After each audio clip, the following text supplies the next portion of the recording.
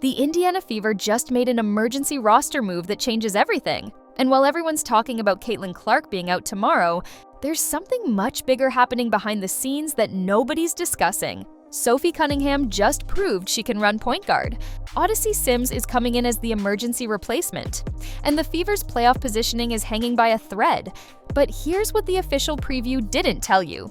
Caitlin Clark hasn't just been listed as game time decision, she's been spotted at practice, and I've got the inside scoop on exactly when she's coming back. If you're invested in the Fever's playoff push, make sure you're subscribed because what I'm about to reveal changes the entire outlook for this team. But wait, it gets more complicated than anyone realizes. The Fever didn't just lose Caitlin Clark to this groin injury, they lost both Sydney Colson and Aari McDonald to season-ending injuries last week. McDonald broke a bone in her right foot. Colson tore her ACL. That means Indiana went from having 4 point guards to literally 0 true ball handlers. 0. And that's when things got desperate. So yes, Caitlin Clark is officially out for tomorrow's game against Dallas. The team confirmed it, listing her as game time decision, which honestly was just a formality. There was never any real chance she'd play. Think about it. She hasn't practiced fully, she's dealing with her 3rd soft tissue injury this season, and playing against the 8-24 Dallas Wings on 0 practice makes absolutely no sense. But here's what's really happening, and this is crucial. Clark being listed as questionable instead of just out. That's actually huge news. League rules require teams to update injury designations when players return to practice activities. She's back on the court. She's doing work. The comeback is closer than you think. Now let's talk about Odyssey Sims, because this signing is way more significant than people realize. The Fever brought her in on a hardship contract Sunday, and she's not just some random veteran filling a roster spot. This is a former all-star, someone who averaged over 11 points and almost 4 assists per game across her 12-year career. She was literally an all-WNBA second-team selection in 2019. She's won a national championship at Baylor. She was the 2nd overall pick in the 2014 draft. This isn't desperation, this is strategic brilliance. But here's where it gets really interesting. Sims was averaging nearly 10 points and 3.5 assists with the Sparks this season before they waived her in early July. She was shooting 35% from 3, which would have been the best 3-point shooting season of her entire career. The Fever didn't just get a warm body, they got a scorer who can actually create her own shot, something they desperately need right now. And get this, she's wearing number 1 for the Fever, which is perfect, because she's literally their number 1 option at point guard until Caitlin returns. Now about Sophie Cunningham running the point. This is where things get wild. Saturday night against Chicago, Sophie started at point guard for the first time. And she absolutely delivered. 16 points, 3 rebounds, 2 assists, and she went 3 for 6 from downtown. But it's not just the stats, it's how she controlled the game. Remember, Sophie's averaging just 1 assist per game for her career.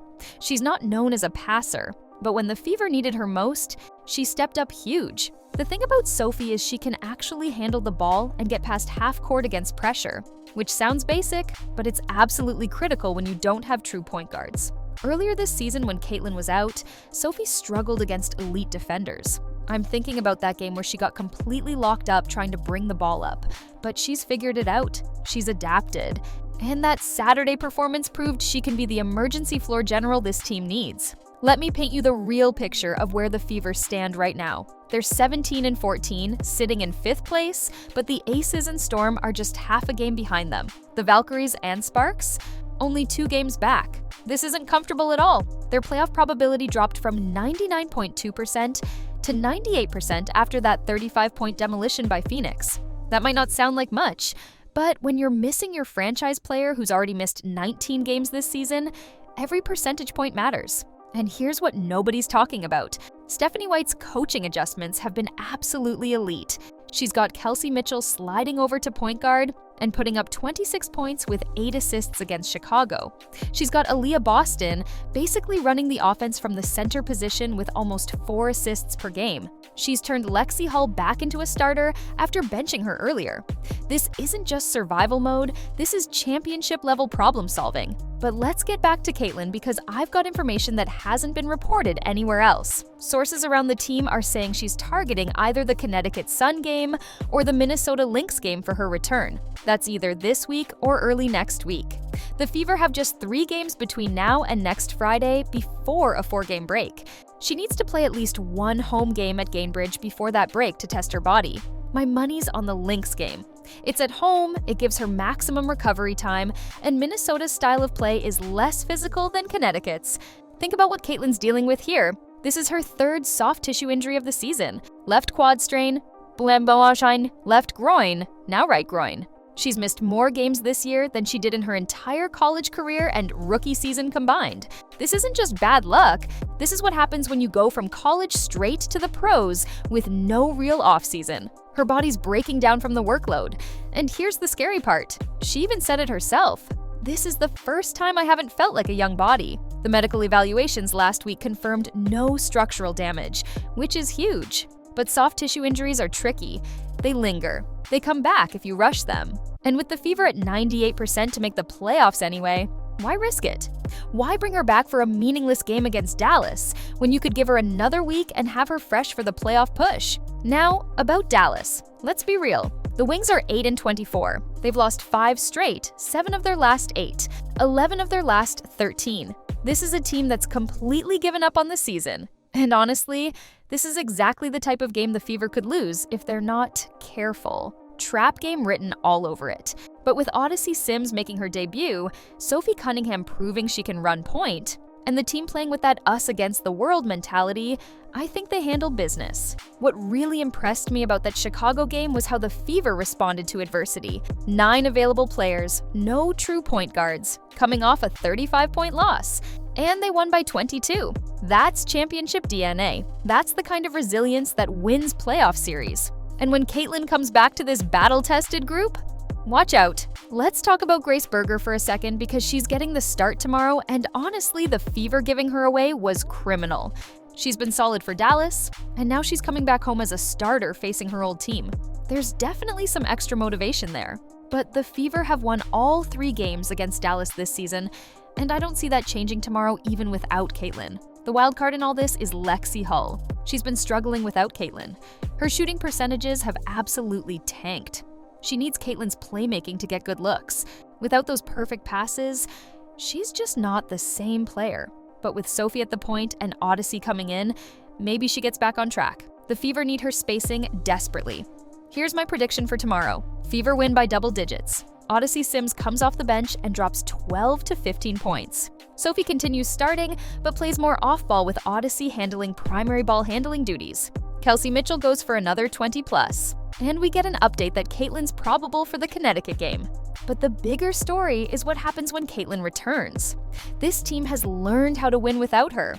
They've developed chemistry, figured out different combinations, and proven they're not just Caitlin Clark and friends. When she comes back to this group that's been battle-tested and hardened by adversity, that's when the Fever become truly dangerous. The playoff race is tightening up fast.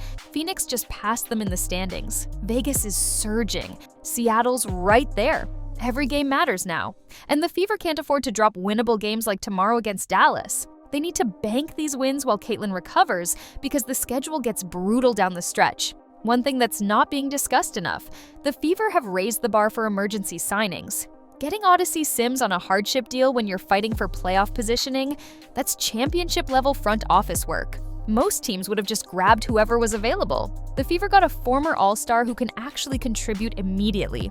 And can we talk about how dominant the Fever were before all these injuries? They won the Commissioner's Cup. They were beating elite teams. Caitlin was in MVP conversations before the injuries started piling up. This team at full strength is legitimately scary. The question is whether they can get healthy in time for the playoffs. The medical staff is being extremely cautious with Caitlin, and rightfully so. 3 soft tissue injuries in one season is concerning, but the fact that she's practicing, even in a limited capacity, tells me the worst is behind us. She's coming back. It's not a matter of if, it's when. And my sources say it's sooner than later. Sophie Cunningham deserves massive credit for stepping up. She went from being a 3-and-D wing to running the offense overnight. That's not easy. That's veteran leadership. That's championship mentality. And honestly, she might have just earned herself more minutes even when Caitlin returns. The truth nobody wants to admit, the Fever might actually be better long-term because of these injuries. They've been forced to develop depth, find different combinations, and prove they can win multiple ways. That's invaluable experience for a young team. When everyone's healthy, they'll have so many more options. Tomorrow's game is about momentum. Win, and you maintain that half-game cushion in the standings. Lose, and suddenly Vegas and Seattle are tied with you. The margin for error is gone. But with Odyssey Sims bringing veteran stability and Sophie Cunningham proving she belongs, I like the Fever's chances. The real test comes when Caitlin returns. Can she stay healthy? Can she recapture that early season form when she was dropping triple doubles? Can this team integrate all their pieces and make a real playoff run? Those are the questions that will define this season. But make no mistake, Caitlin Clark is coming back. She's been working behind the scenes, rehabbing like crazy, and she's determined to lead this team to the playoffs. The groin injury is healing. The practice participation is increasing. The return is imminent. And when she does come back, the Fever are going to be a problem for everyone. If you think the Fever are done, you haven't been paying attention. This team has fight, they have talent, they have coaching, and soon they'll have their superstar back. The playoffs are calling and Indiana's answering. What happens next will shock the entire league. If you want to follow this incredible comeback story, hit that subscribe button and ring the bell because the Caitlin Clark return video is dropping the moment she's back. And trust me, you don't want to miss what's coming next. The Fever's championship window isn't closing, it's just getting started. Let me know in the comments, when do you think Caitlin comes back? Connecticut or Minnesota? And do the Fever make noise in the playoffs? Your takes below, let's discuss.